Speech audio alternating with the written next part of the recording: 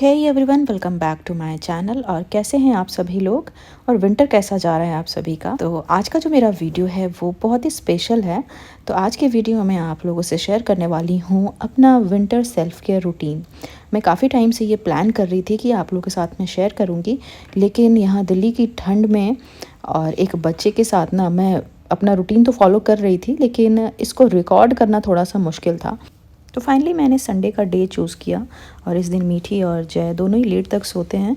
तो फिर मैंने मीठी को ऐसे कवर कर दिया, पिलो लगा दिया। तो सबसे पहले मैं आ गई हूँ बालकनी में, जहाँ हल्की हल्की सी धूप आ रही है। तो पहले मुझे ना यहाँ आकर 10 मिनट खड़े रहना बहुत अच्छा लगता है, तो 5 से 10 मिनट मैं यहाँ खड़ी होती हूँ। उसके बाद मैं फिर अपना रूटीन स्टार्ट करूँगी।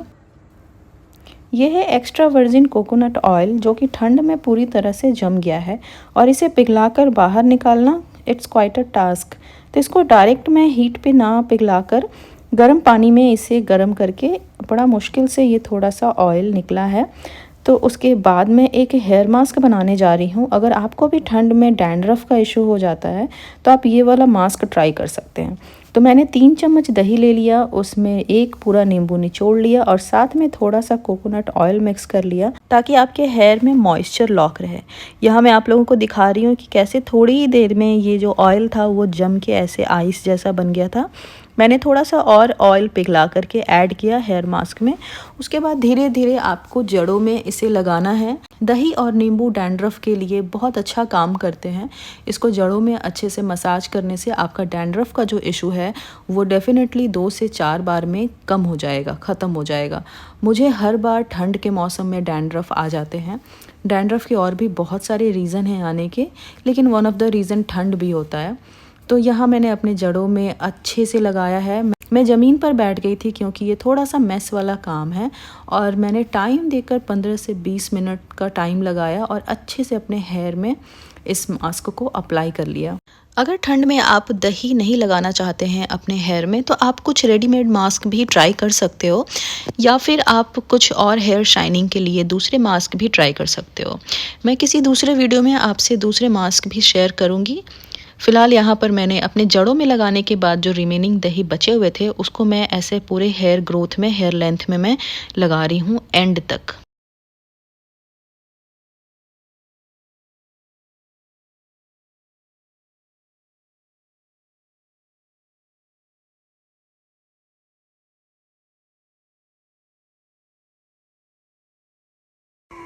तो फाइनली मेरा हेयर मास्क लग गया है और मैंने पूरे डिटेल में अच्छे से दिखाया है कि मैंने हेयर मास्क पूरे अपने हेयर में कैसे लगाए हैं।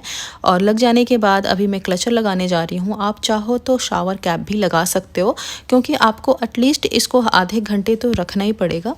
अब मैं नेक्स्ट अपना दूसरा काम करने जा रही हूँ, वो है अपने फेशियल हेयर निकालने।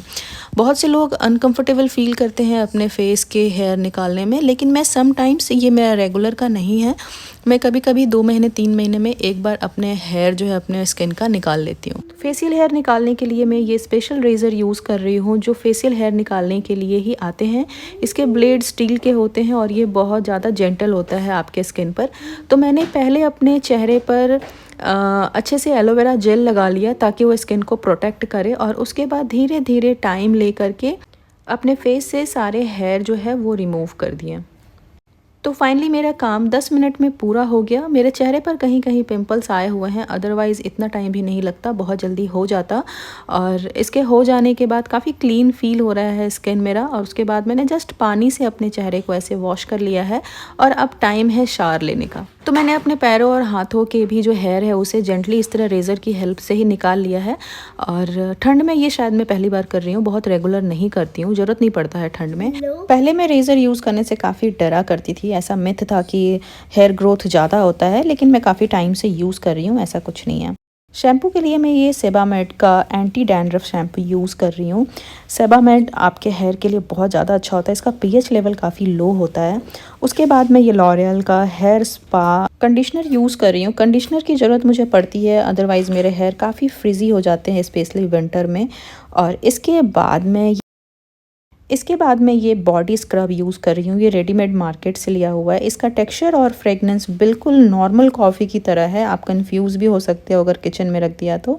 लेकिन अगर आप रेडीमेड नहीं यूज़ करना चाहते मार्केट वाला, तो आप बहुत आराम से घर पे बना सकते हो। आप कॉफ़ी ले लो, उसमें शुगर मिक्स कर लो और हनी मिक्स कर लो, बिल्कुल ऐसा ही स्क्रब रेडी हो जाता है।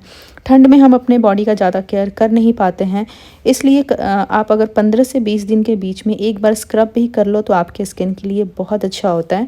तो मैंने अपने पूरे हाथ पे, पैरों पे, पूरी बॉडी पे मैंने इस स्क्रब को लगा लिया। ये स्क्रब काफ़ी जेंटल है, ज़्यादा हार्श नहीं है।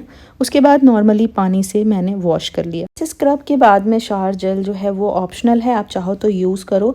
मैं ये शावर जेल यूज़ कर रही हूँ और इसका फ्रेगनेंस बहुत अच्छा है और ये बॉडी में आपके मॉइस्चर को लॉक रखता है। जनरली मैं नहा लेने के बाद ही अपना फेस वॉश करती हूँ और फेस वॉश के लिए सेटाफिल फॉर ऑयली स्किन मेरा फेवरेट है। और नहाने के बाद फेस वॉश करने से आपके चेहरे पर कुछ भी अगर एक्स्ट्रा किसी दूसरे प्रोडक्ट का रेसिड्यू रहता है तो वो क्लीन हो जाता है। मैंने प्रोडक्ट को अपने चेहरे पर अच्छे से लगा लिया है और अपने हाथों की हेल्प से सर्कुलर मोशन में धीरे धीरे से जेंटली मैं मसाज कर रही हूँ और उसके बाद फिर ठंडे पानी से अपने चेहरे को वॉश कर लिया। शावर का काम हो गया। अब इसके बाद मैं एक फ़ेस पैक बनाने जा रही हूँ। तो इसके लिए मैं ये फॉरेस्ट एसेंशियल का ये फ़र्स्ट टाइम यूज़ करूँगी। मैं एक ऐसा उपटन फ़ेस पैक है जो कि पाउडर फॉर्म में आता है। इसमें डिफरेंट फ्लावर के कुछ मिक्सचर्स होते हैं। मैं डिटेल्स आपको स्क्रीन पर आपको दिख रहा होगा। तो इसका हाफ़ टेबल स्पून यूज़ करना है। तो इसे मैंने बहुत थोड़ा ही अमाउंट में लिया है। उसके बाद इसमें आइदर आप दूध या फिर एलोवेरा जेल यूज़ कर सकते हो। तो यहाँ पर मैंने एलोवेरा जेल यूज़ किया है और बहुत अच्छा क्रीमी सा एक फ़ेस पैक रेडी हो गया है। मैंने बहुत कम अमाउंट में ही बनाया। अगर ये कम होता है तो मैं फिर से मुझे बनाना पड़ेगा। तो मैं पहले इसे अप्लाई करके देखती हूँ अपने चेहरे पर। तो मेरा चेहरा पूरी तरह से ड्राई हो चुका है। अब उसके ऊपर मैं धीरे धीरे ये वाला जो उपटन है उसको अपने चेहरे पर लगा रही हूँ। विंटर के टाइम पर आपके स्किन को ज़्यादा केयर की ज़रूरत पड़ती है और हम विंटर में ही टाइम नहीं निकाल पाते, इसलिए मैं कोशिश करती हूँ कि एटलीस्ट 10 दिनों में एक बार एक फ़ेस पैक अपने चेहरे पर ज़रूर लगा लूँ। और अगर आपको ये रेडीमेड फ़ेस पैक नहीं चाहिए तो आप घर में बहुत ईज़िली बेसन, दही, हल्दी का एक फ़ेस पैक बनता है, ग्लो फ़ेस पैक, आप उसे भी यहाँ लगा सकते थे। यहाँ मैंने लगा लिया है। अब मैं 10 मिनट के लिए उसे छोड़ दूँगी, तब तक मैं ब्रेकफ़ास्ट कर लेती हूँ। तो ये रहा मेरा हेल्दी ब्रेकफ़ास्ट जिसमें मैं दही ओट्स खा रही हूँ। और ब्रेकफ़ास्ट करते करते ये अच्छे से ड्राई भी हो गया है, आपको भी दिख रहा होगा। तो इसे मैंने बस पहले पानी थोड़ा सा अपने हाथों पे लिया और फिर 2 से 3 मिनट मैंने इस तरह से मसाज दे दिया अपने फेस को और उसके बाद सिंपली पानी की हेल्प से ही मैंने वॉश कर लिया। और चेहरे को मैं हमेशा ठंडे पानी से ही धोती हूँ, चाहे कितनी भी ठंड हो, क्योंकि गर्म पानी जो आपके चेहरे से, आपके स्किन से मॉइस्चर चुरा लेता है। अब मैं आ गई हूँ अपना डेली फेस रूटीन के लिए, जो मैंने पहले भी अपने चैनल पे बहुत बार शेयर किया हुआ है। तो यहाँ मैंने फॉरेस्ट एसेंशियल का ही टोनर यूज़ किया। उसके बाद ये है विटामिन सी मिनिमलिस्ट का, जिसको मैंने जेंटली अपने चेहरे पर अप्लाई कर लिया है। और फेस स्किन केयर के लिए क्या स्टेप्स होने चाहिए, किसके क्या फ़ायदे हैं, ये सब कुछ मैंने शेयर किया हुआ है पहले भी। इसके बाद मैं अपने चेहरे पर आई क्रीम लगा रही हूँ। आई क्रीम बहुत ज़्यादा ज़रूरी है स्पेशली विंटर के टाइम पे, क्योंकि जो अर्ली एज साइंस होते हैं ना, वो आँखों के आसपास ज़्यादा दिखते हैं। आपकी आँखों की स्किन जो है वो पतली होती है। तो यहाँ सर्कुलर मोशन में मैंने थोड़ी देर मसाज कर लिया आँखों के आसपास। और उसके बाद टाइम है ये मॉइस्चराइज़र का। तो मॉइस्चराइजिंग के लिए मैं सेटाफिल का मॉइस्चराइजिंग क्रीम यूज़ कर रही हूँ, जो ठंड के टाइम के लिए मेरा फेवरेट है। और इसे भी मैंने ऐसे सर्कुलर मोशन में बहुत अच्छे से अपने पूरे फेस पे, अपने नेक पे अच्छे से अप्लाई कर लिया है। और उसके बाद में लास्ट है ये सनस्क्रीन।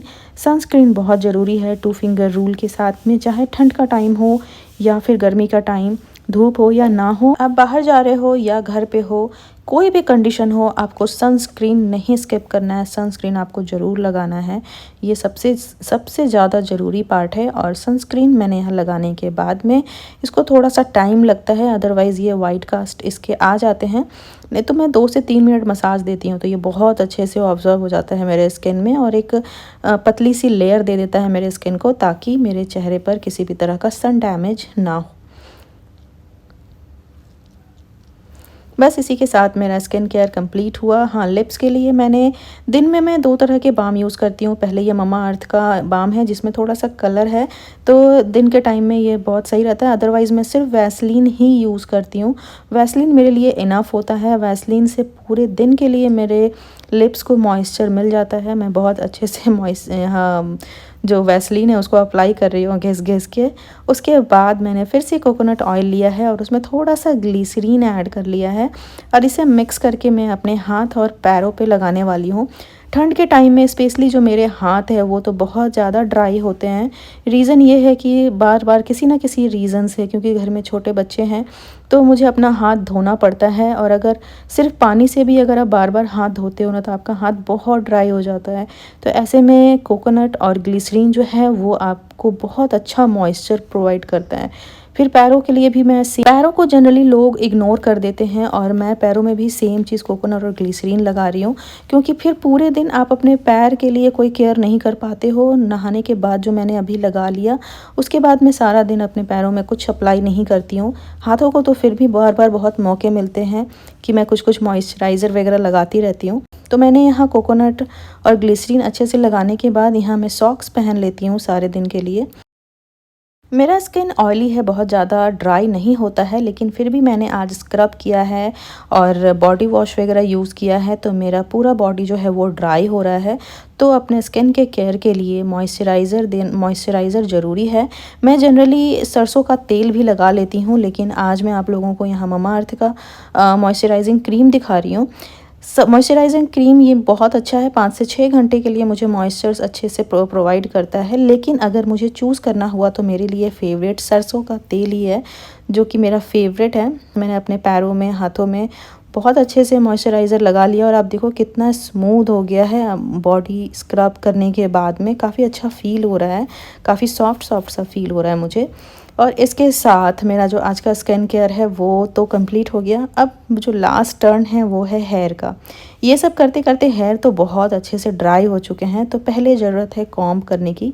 और कॉम्ब मैं हमेशा नीचे से स्टार्ट करती हूँ, जड़ों को पहले अच्छे से खोलती हूँ, उसके बाद ऊपर आती हूँ ताकि हेयर कम से कम टूटे। उसके बाद मैं एक सीरम यूज़ कर रही हूँ। अगर आप सीरम नहीं पसंद करते हो तो आप थोड़ा सा कोकोनट ऑयल भी अपने बालों की जो टिप्स है वहाँ पर लगा लो। उससे क्या होता है कि आपके जो हेयर ड्राई से नहीं दिखते हैं, फिज़ी नहीं दिखते हैं।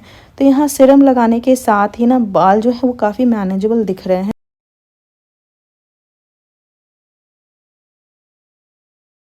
तो बस सीरम लगाते ही मुझे हेयर के लिए ज़्यादा कुछ नहीं करना है, बस ये हो गया और अब मैं अपने हेयर को टाई कर लूँगी। तो इसके साथ ही मेरा आज का जो विंटर सेल्फ केयर है वो कंप्लीट हुआ। अब मैं जा रही हूँ, इस बालकनी में थोड़ी धूप आती है, नहीं तो कभी-कभी मैं नीचे भी धूप खाने चली जाती हूँ, लेकिन फ़िलहाल तो मैं बालकनी में ही थोड़ी देर धूप लूँगी। उसके बाद स्वेटर पहनूँगी और फिर इसी के साथ अगर वीडियो पसंद आया होगा तो लाइक कर देना। बाय।